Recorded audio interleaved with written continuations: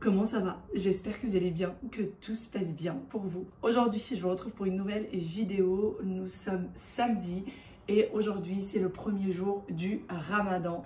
Ramadan Karim. Inch'Allah yadkhilou alaykoum bis-sahha wa salama. Très très bon Ramadan à toutes les personnes de confession musulmane. J'espère que ce mois de Ramadan se passera vraiment bien pour vous. Moi, autant vous dire que dès que c'est le Ramadan, j'ai une énergie positive, je sais pas, j'ai l'impression que je me transforme, que je suis plus la même que celle de d'habitude.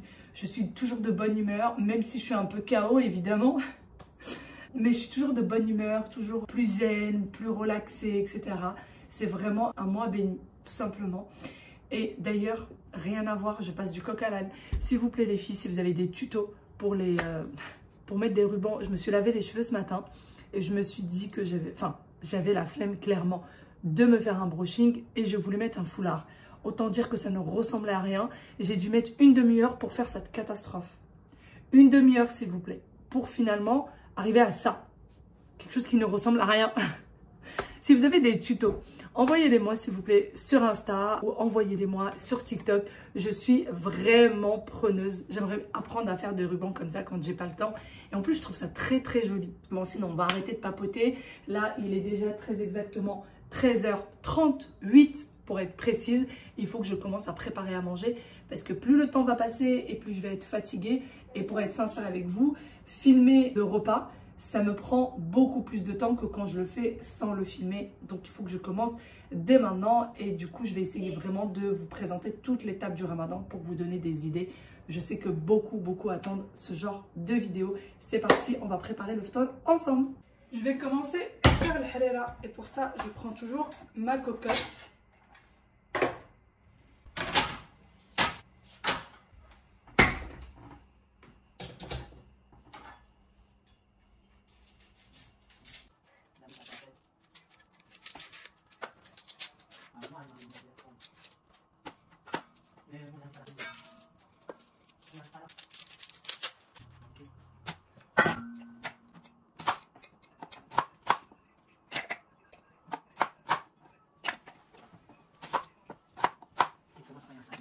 Je vais mixer l'oignon puisque mon mari et les enfants n'aiment pas du tout quand il y a des morceaux. On a besoin d'un grand oignon et moi je n'avais pas de grand donc j'ai mis deux petits.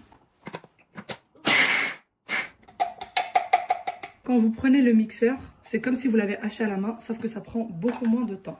Je vais mettre un filet d'huile d'olive, bien généreux. Et j'y rajoute les oignons. Je rajoute de la viande. Vous mettez la viande de votre choix, du bœuf ou du veau. Hop. Et je vais laisser revenir un petit peu la viande. Et là, j'ai des pois chiches qui étaient secs et que j'ai fait tremper toute une nuit dans de l'eau. Et ensuite, je vais les rajouter. Si vous avez des pois chiches que vous avez achetés déjà cuits, vous les rajoutez tout à la fin. Ceux-là ont besoin d'au moins 1 heure de cuisson. C'est pour ça que je les mets maintenant. Et vous pouvez mettre un paquet entier à tremper. Vous utilisez ce dont vous avez besoin et le reste, vous le mettez dans des petits sachets au congélateur. J'ai également une petite poignée de lentilles que j'ai lavées bien sûr et que je rajoute également. Pour ce qui est des pois chiches, il y avait à peu près 100 grammes.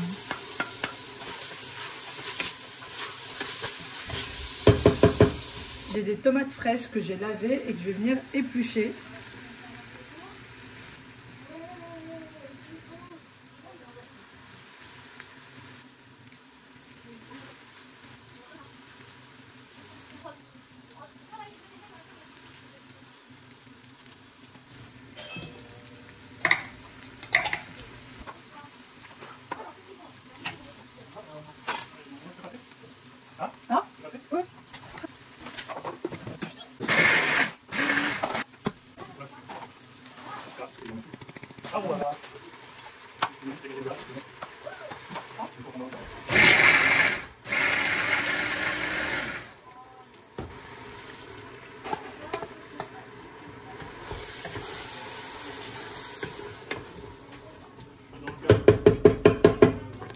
Du céleri et du persil qui viennent tout juste d'arriver du marché. Et je vais pareil les mixer puisque, encore une fois, j'ai un mari qui n'aime pas les morceaux.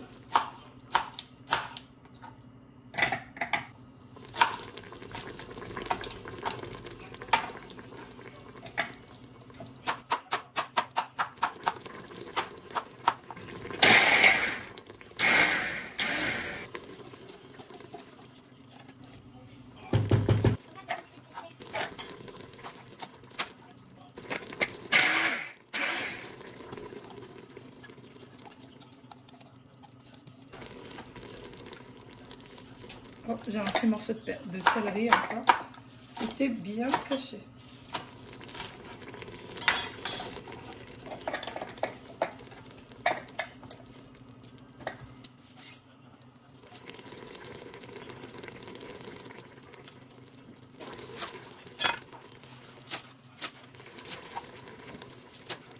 Si vous n'avez pas de persil frais, prenez du persil surgelé, mais c'est vrai que le frais donne beaucoup plus de goût.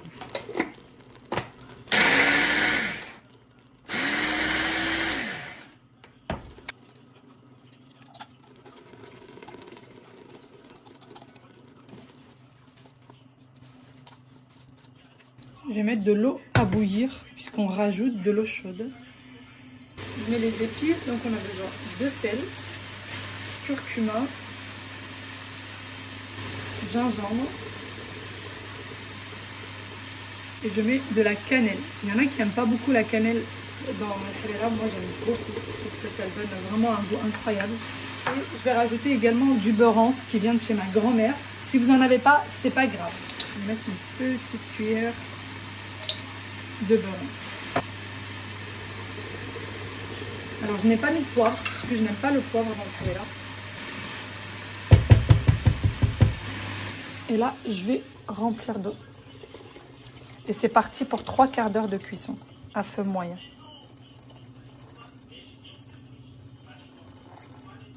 Hop, je mets ici. Je mets feu moyen. Et on va couvrir. Je vais faire cuire des pommes de terre pour les accompagnements. 2 oignons. Et je vais prendre 2 gousses d'ail.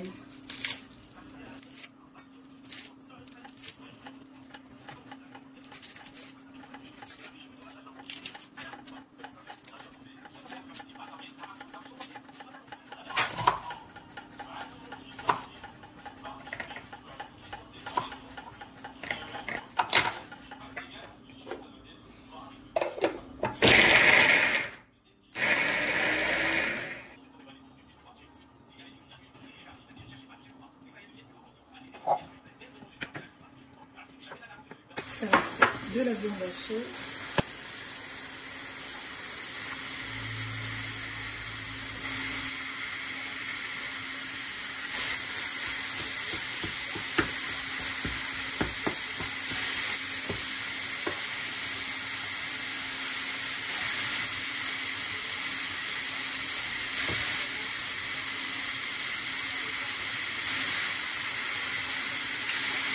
Alors je mets du sel, du poivre, du curcuma et gingembre.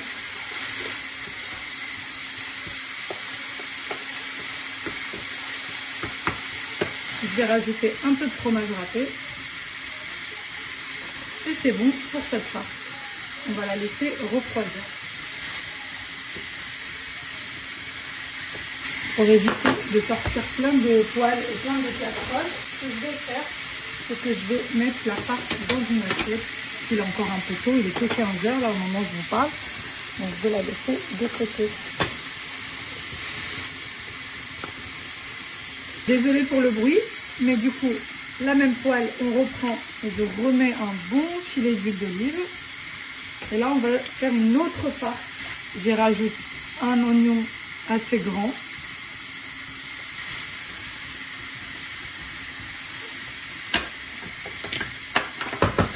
Et je vais fermer et laisser revenir un petit peu. Tu vas manger des croûtes, là ?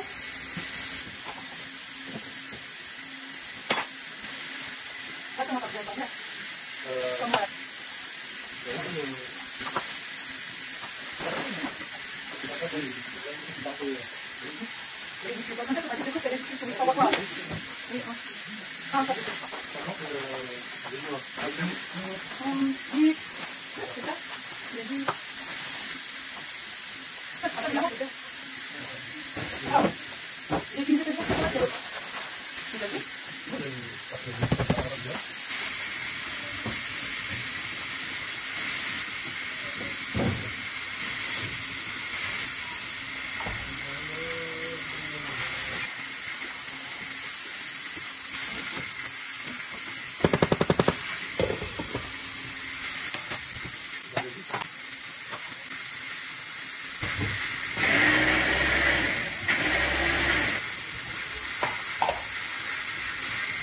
suis en train de faire le mélange qui va accompagner les pommes de terre qui sont toujours en train de cuire.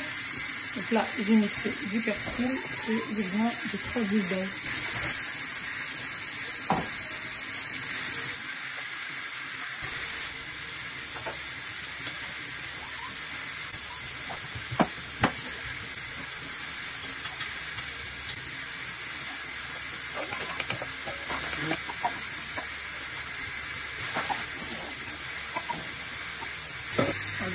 Des œufs.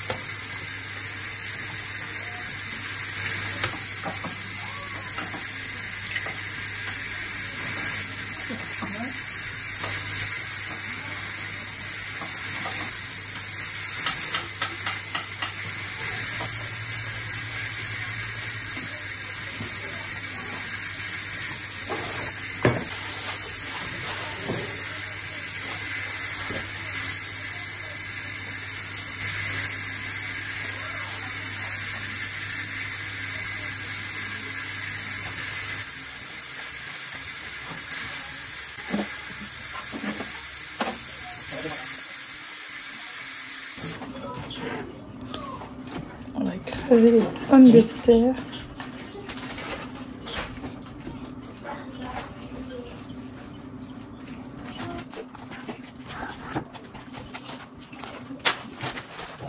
Bon, je vais mettre un peu de farine dans mes mains pour pas que ça colle. J'ai du papier cuisson, je vais faire des boules de pâtes et qu'ensuite je vais mettre au congélateur pour que ça se tienne un petit peu avant de venir les mettre dans la chapelure.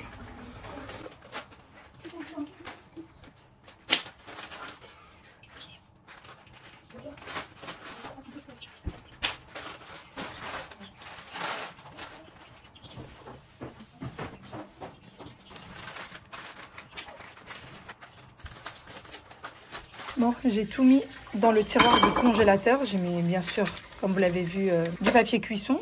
Et j'ai juste mis un peu de farine, question à ce que ça ne me colle pas dans les mains. Et je laisse aller une petite demi-heure, 3/4 d'heure.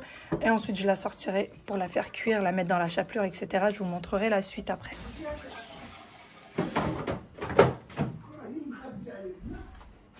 Bien, maintenant je vais prendre de la pâte feuilletée. Alors malheureusement mon mari n'a pas trouvé de pâte feuilletée rectangulaire, donc on va faire avec la pâte feuilletée ronde. On va se débrouiller avec. Je vais venir la dérouler. J'ai besoin d'un emporte-pièce. Si vous n'avez pas d'emporte-pièce, vous prenez simplement un bol, un verre, ce que vous avez, une tasse. Bon, j'ai réussi à en faire 7 tout de même. Et ensuite je prends les petits moules. Alors l'emporte-pièce, je le prends toujours plus grand que le moule pour que ça vienne bien se mettre sur les rebords. Parce que si vous le prenez pile à la taille du moule, en fait, il va se mettre juste dans le fond et il ne va pas venir se mettre sur les rebords.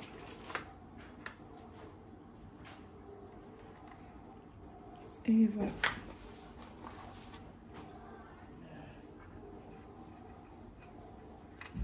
Bon, pour la pâte feuilletée restante, je vais venir la mettre en bout et l'étaler pour finir mon dernier moule. Comme on aurait fait avec une pâte qu'on aurait fait nous-mêmes, tout simplement. Bien sûr, pour étaler la pâte, je mets un peu de farine, sinon ça va beaucoup trop coller.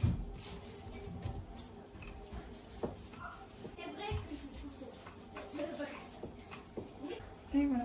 Je vais mettre un fond de sauce tomate dans chaque moule. Ça, c'est vraiment une recette que mon mari aime beaucoup. Donc, je la fais assez régulièrement pendant le ramadan.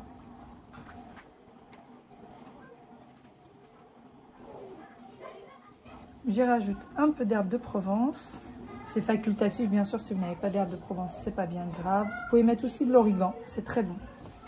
Et ensuite, je vais mettre mon mélange poivron. Donc là, si vous l'avez bien suivi, on a de l'huile d'olive, des poivrons, poivrons rouges et poivrons verts et un oignon et 2 gousses d'ail. Voilà, donc je vais venir les mettre dans les moules.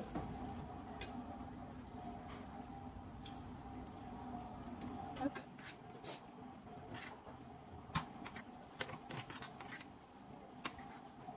Et pour relever un petit peu le goût, j'y rajoute des olives piquantes. Alors les olives piquantes, vraiment avec la cuisson, elles ne sont pas si piquantes que ça. Même si vous n'aimez pas trop, essayez au moins une fois, vous allez voir. Ça vraiment, ça change complètement le goût puisque les poivrons et les oignons, quand ils sont cuits ensemble, ça donne un côté sucré. Et bien là, avec les olives, ça relève vraiment le goût. Et pour ce qui est de la cuisson, attention à bien cuire sur le bas puisque le haut, il n'y a quasiment rien à cuire. Juste la chaleur du four suffira pour les olives. Il faut que la pâte feuilletée soit bien cuite sur le bas. Personnellement, dans mon four, c'est le mode pain qui cuit bien sur le bas. Regardez pour le vôtre. Essayez si vous avez un mode pain. Mais pour le mien, c'est comme ça que j'arrive à bien faire cuire sur le bas. Je vais changer un petit peu. J'aime bien celle-ci, donc je vais faire comme ça. Je vais mettre une olive noire, finalement, au milieu. Ça fera plus sympa. Et voilà.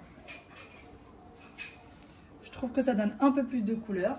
Et c'est plus sympa à la présentation. Donc j'ai mis 3 olives piquantes et une olive noire à l'intérieur. Bon, et bien les choses ont bien avancé. Il est quasiment 17h, 16h50 très exactement. Je n'ai plus que les petites finitions à faire et tant mieux parce que là je n'ai plus de batterie. Ça y est, je suis KO. Les tartelettes, je vais les mettre à cuire à peu près une demi-heure avant de passer à table, comme ça sera encore chaude. Là, je vais venir m'occuper de la farce de viande hachée. Ensuite, je vais terminer le halala parce que pour ceux qui seraient intéressés par la recette de halala, là, je n'ai fait qu'une première partie. Il reste une dernière partie, mais qui est extrêmement facile. De toute façon, le halala a l'air compliqué, mais c'est quelque chose de facile à faire. Donc, si vous voulez la faire pour la première fois, vous inquiétez pas, vous ne pouvez pas la rater. Ce n'est pas possible. Voilà. Du coup, après, il me restera que le marcoda et puis passer à table, poser la table. Je vais mettre un petit peu de lait avec un œuf.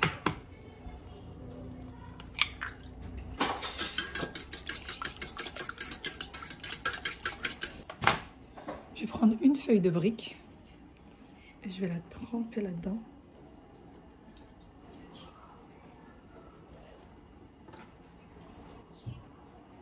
Je vais prendre du fromage pour les burgers, donc c'est du fromage cheddar.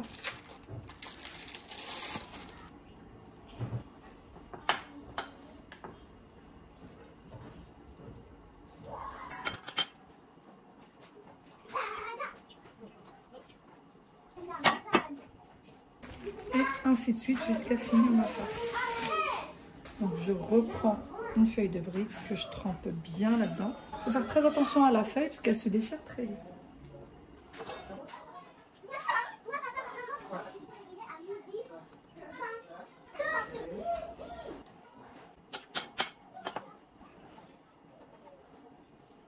Dans une poêle, j'ai mis un petit peu d'huile de table. Et là, je vais venir faire cuire ceci. Et je vais faire qu'une demi-cuisson, comme ça je pourrai les réchauffer plus tard et ça ne brûlera pas.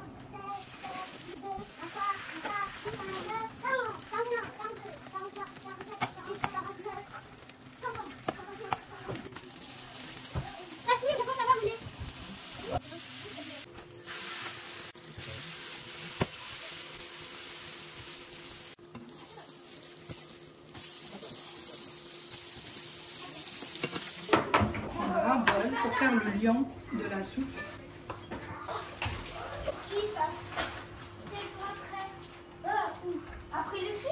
Je vais mettre de la sauce tomate. Alors moi je n'ai pas de concentré de tomate, mais c'est à peu près 3 grandes cuillères de concentré de tomate. Et on mélange jusqu'à ce qu'il n'y ait plus de grumeaux. Je l'ai remis du coup sur le feu. Alors le meilleur moyen pour ne pas avoir de grumeaux, c'est de mixer. Donc là moi j'ai mixé le tout. Et du coup je n'ai plus aucun grumeau. Je vais prendre une cuillère en bois. Que voilà. Et on va mettre... Je mets du coup le liant, on mélange bien. Puis je vais rajouter également de la vermicelle. Pour la vermicelle c'est celle-ci. Et je mets juste une poignée comme ça à vider.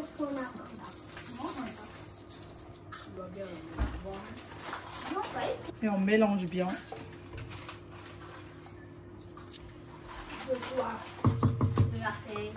Bon ça y est, j'ai sorti du coup les galettes de pommes de terre, le marcoda, du congélateur. Ça se tient bien. Vous voyez là ça colle plus. J'ai de la farine, des œufs battus et de la chapelure. J'ai de la chapelure panko. C'est la meilleure, clairement. Et donc, on va la faire cuire. Alors, vous pouvez mettre au air fryer, vous pouvez mettre au four, c'est comme vous souhaitez.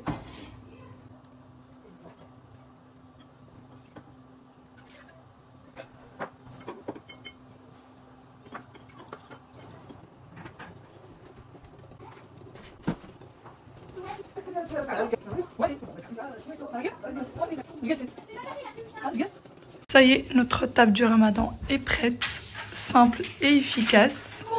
الحريرة, les quiches, le msemen, الشباكية, on a les dates, le marcouda, l'eau bien évidemment que j'avais préparé avant mon départ pour le Maroc, les œufs, un incontournable. Et le marcouda, vous voyez comment elle est bien croustillante. Il n'y a pas une goutte d'huile, je l'ai juste fait cuire au four. Il n'y a vraiment aucune goutte d'huile. Et voilà, avec un jus d'orange maison et le lait. Et elle est là, bien évidemment.